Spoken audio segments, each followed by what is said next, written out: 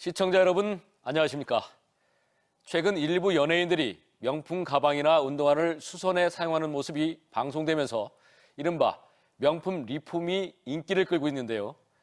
그런데 명품 브랜드 루이비통이 상표권을 침해했다며 리폼업자를 상대로 소송을 냈는데 1심에 이어 특허법원도 루이비통의 손을 들어줬습니다.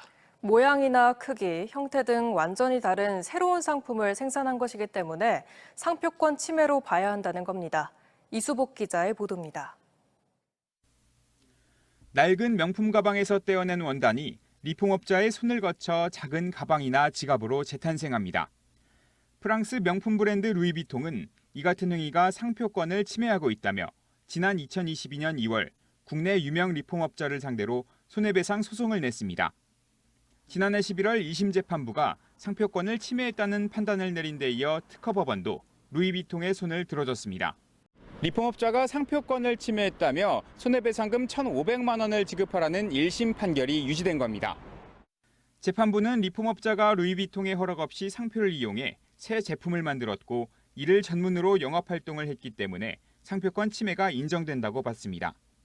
또 리폼 제품이 중고품 거래 시장에서 고가에 거래되는 등 독립된 상품 가치를 갖고 있는 데다 리폼 제품인지도 표기하지 않아 소유자들이 루이비통 제품으로 오인할 수 있다고 설명했습니다. 그 영업을 하는 사람의 입장에서는 상표권 침해를 하지 않도록 주의해야 합니다. 그 방법으로 리폼하였음, 재생품임 이런 표시를 그 상품에 표시하는 것이 리폼업자는 전체 리폼업계를 불법화하는 판결이라며 강하게 반발했습니다. 리폼 제품을 판매하는 게 아니라 개인 의뢰를 받아 리폼한 뒤 되돌려져 상표권 침해가 될 수 없다는 겁니다. 가방 리폼뿐만 아니라 예를 들어 옷을 리폼한다거나 자동차를 튜닝한다거나 이런 거에도 영향을 미칠 것이고. 이 씨는 선고 직후 상고할 뜻을 밝혀 상표권 침해 여부에 대한 최종 판단은 대법원으로 넘어가게 됐습니다. TJB 이수복입니다. 지난 7월 집중호우 당시 일부 구간이 내려앉은 대전 유등교의 안전등급이 최하 수준인 2등급 상태인 것으로 최종 확인됐습니다. 대전시가 지난 8월부터 최근까지 유등교 긴급 안전점검 용역을 벌인 결과 교량이 각 교각에 지속적인 쇄골 현상으로 내려앉은 것으로 확인됐으며 특히 교각 구조물 여러 부분에서 중대 결함이 나타나 안전등급 2등급이 산정됐다고 밝혔습니다. 대전시는 교량을 전면 철거한 뒤 2027년 7월까지 새 교량을 설치하기로 하고 원활한 차량 흐름을 위한 임시 교량을 올해 준공할 계획입니다. 대전 대덕구의 9대 후반기 원구성 파행과 관련해 최춘규 대덕구청장이 호소문을 발표하고 의회 운영 정상화를 촉구했습니다. 최 구청장은 의회 원구성 파행으로 주요 사업 추진이 지체돼 구민의 걱정이 분노로 치닫고 있다고 우려하며 오직 구민만을 바라보며 후반기 원구성과 회기 운영이 될 수 있도록 노력해달라고 호소했습니다. 9대 후반기 의장으로 선출된 전석광 의장도 입장문을 내고 조속한 원구성을 위해 최선을 다하겠다고 밝혔습니다. 지난 8월 인천의 한 아파트에서 발생한 전기차 화재 이후 대형 화재에 대한 신속한 대응이 필요하다는 측면에서 그 관심도 높아지고 있습니다. 열폭주와 유증기 폭발 등 전기차에 충전을 하다가 갑자기 불이 났다는 상황을 가정해 실전을 방불케 하는 재난대응 안전훈련이 대전에서 펼쳐졌습니다. 양전진 기자가 현장을 다녀왔습니다. 공장에 세워진 전기차에서 불이 나 희뿌연 연기가 뿜어져 나오고 직원들이 밖으로 긴급 대피합니다. 공장 내 자위소방대가 화재 진압을 시도하지만 불길은 더 커지는 상황. 신고를 받고 출동한 구급대가 시와 구에 상황을 전하고 화재 진압을 벌이기 시작합니다.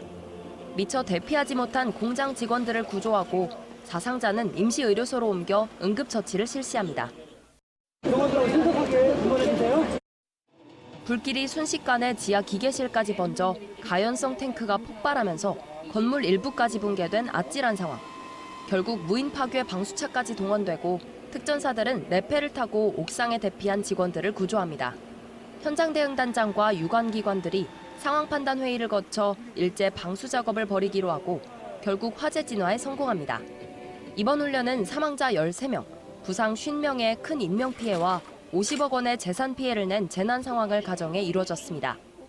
다중 밀집 시설 대형 화재를 가상으로 설정하고 최근 빈번하게 발생하는 전기차 화재 등으로 인한 열폭주, 유증기 폭발 등을 가상하여 이에 유관기관 등이 대응하는 이번 훈련에는 보건소와 한국가스안전공사 등 29개 유관기관과 300여 명의 시민들도 함께 참여해 의미를 더했습니다.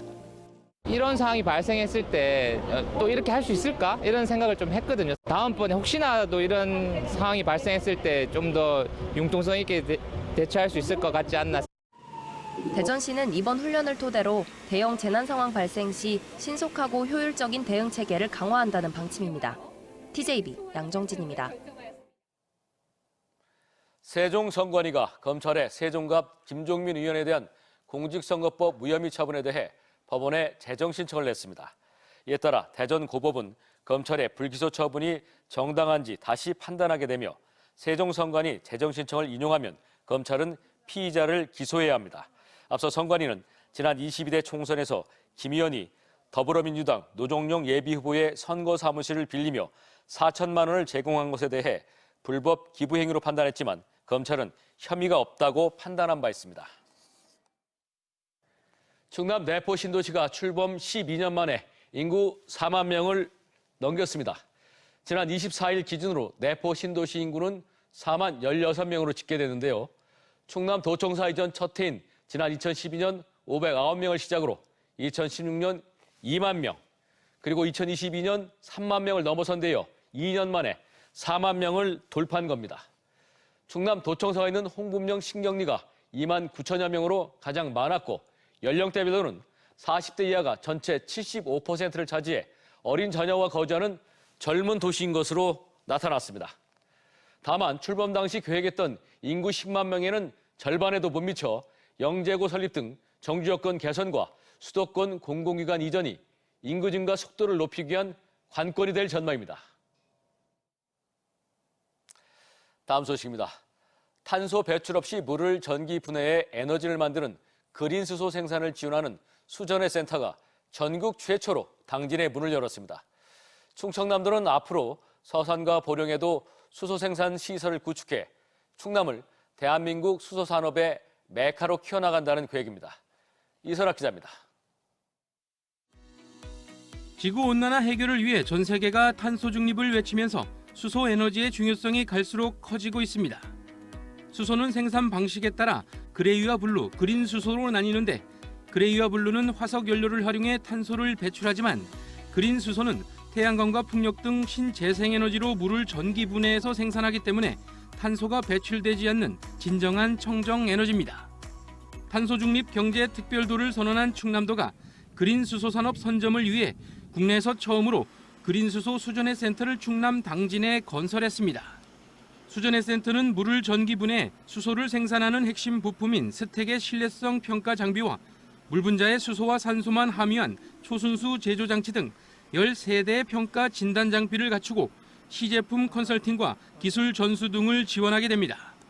그린수소 수전의 센터는 수소 관련 기업들이 부품을 설계, 제작하여 성능 시험을 통해서 우수한 제품을 확보할 수 있도록 종합 지원 시스템을 갖추고 있습니다. 충남도는 수전의 센터 건립을 계기로 그린 수소 산업 생태계를 구축하고 나아가 서산과 보령에 수소 생산 시설을 확충해 오는 2030년 이후에는 현재 연간 40만 톤 규모인 수소 생산량을 85만 톤까지 확대할 계획입니다. 그린 수소 생산과 실증, 사업화까지 모든 분야를 다루는 R&D 기관입니다. 부품 국산화를 통해서 그린 수소 시장을 선도하고 대한민국 수소 산업의 핵심 거점으로 탄소 중립 경제를 견인하겠습니다. 다만 그린 수소 생산을 위해서는 신재생 에너지 설비와 인프라 부족, 관련 기술 미비로 아직까지 생산 비용이 높다 보니 탄소 배출이 많은 그레이와 블루 수소 생산 비중이 높기 때문에 정부 차원의 지원이 필요해 보입니다. TJB 이선학입니다. 홍성과 당진을 거쳐 경기도 평택과 천안, 예산을 환승 없이 도는 아산만 순환열차가 다음 달 2일부터 운행에 들어갑니다. 아산만 순환열차는 당초 2035년 개통할 것으로 예상됐지만 충남도가 기존 노선을 활용하는 방식을 택하면서 지난 21일 국토부 승인을 받아 조기 운행이 가능해졌습니다.